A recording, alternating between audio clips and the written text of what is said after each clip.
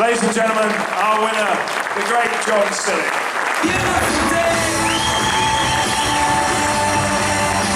Sky falls, you feel like it's a beautiful day. So let it get away. The way you got on the stage, I take it you're not available for selection again this season. I'll give him some stick. Well, a lot of memories here at Coventry revolve around that, the club's finest moment, the only major trophy that they won, the major one. What are your recollections of that day back in 1987? I've had a lot of drinks since then. And look what it's done for me. But I remember what a glorious day it was to walk out in front of that team, a great team, gave me the biggest honour I could wish. But now I've just won another, which I can't believe. They've stitched me up, my family. But at the same time, I feel as though it was the day of days to walk out of that tunnel and to have that team behind me. I knew we were going to win, Gaz. I told you, didn't I? We were going to win this cup. And thank God at half-time I gave one player a rollicking, and he was always my favourite player to rollick, poor old Greg Downs. I said, if you don't kick that left winger, I said, you're off. I said, you've had 2 disappointments in life. You said one of them was not playing at Wembley. Well, I've given you that. Now give me the honour of kicking the winger and getting him off the pitch. He never. But I didn't want him to, really. I just wanted him to get tight and hurt him as hard as he could. And actually, sounded a bit like your playing days, actually, what people may forget, because people remember winners, is that 1990 you got to the semi-final of the League Cup only to go out to Cloughy's Forest. Yeah, and that was a dubious penalty to cost us that match. But we should have been in the final of the League Cup as well. We should have been, but that referee, is he here? I'd like him to come up here and I'll have a few words with him. Greg Downs kicked him, actually, so solved that one. I just want to go back to your playing days, actually, because as an 18-year-old, many people in the room, I mean, as a kid, I grew up with that iconic picture and the stills, black and white, of your elder brother, Peter, whacking in the penalty against Wolves that won Chelsea their first ever championship, and it was a major deal in those days, but of course Chelsea do all sorts of things these days. The game has changed. That was 63 years ago. But that was some celebration, and the crowd was massive with one policeman on the photograph. Yeah, and he booked somebody, didn't he? Any of the police in tonight? I'm not driving, all right? My son's driving. But I'll tell you now, that day, I was sat in a stand, thank goodness. And to think Billy Wright punched the ball, we're playing Wolverhampton over the bar for a penalty, and my brother walked right the way from full-back up to that penalty spot with something like 60,000 people all biting their fingernails. Will he score? Won't he score? He went up and he crashed the best penalty I've ever seen in my life.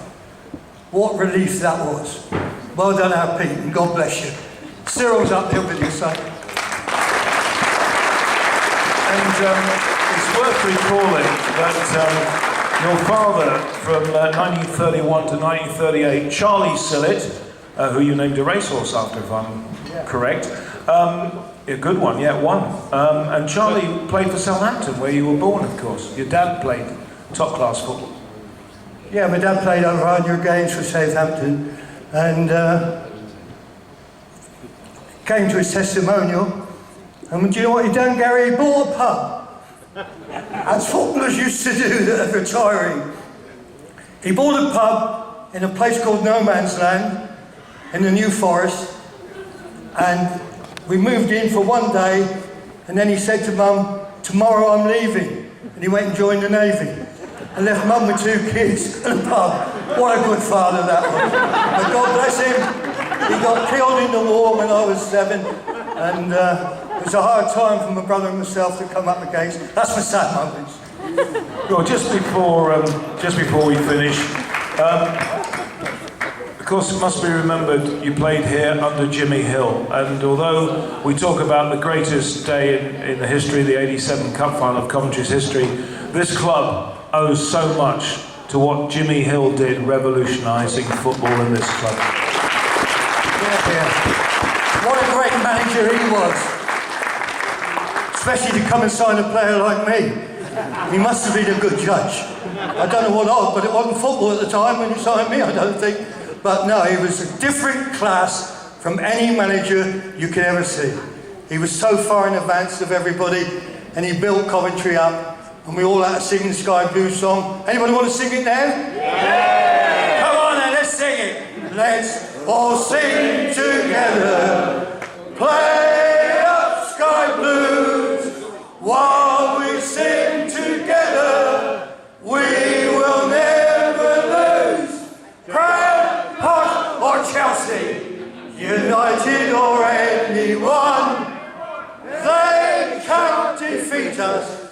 We'll fight till the game is won. Shady, up Coventry City. Mark, I hope you get all the luck you deserve. I hope you get some of mine rubbed off on you, son. Because I think you're a great manager we've got, and we're a lucky club. And Dave Body as well. Come on, let's all get together. Ladies and gentlemen, our lifetime winner, the one and only Snoz, the great John Sillett, ladies and gentlemen. What a man, what a manager, what a mate.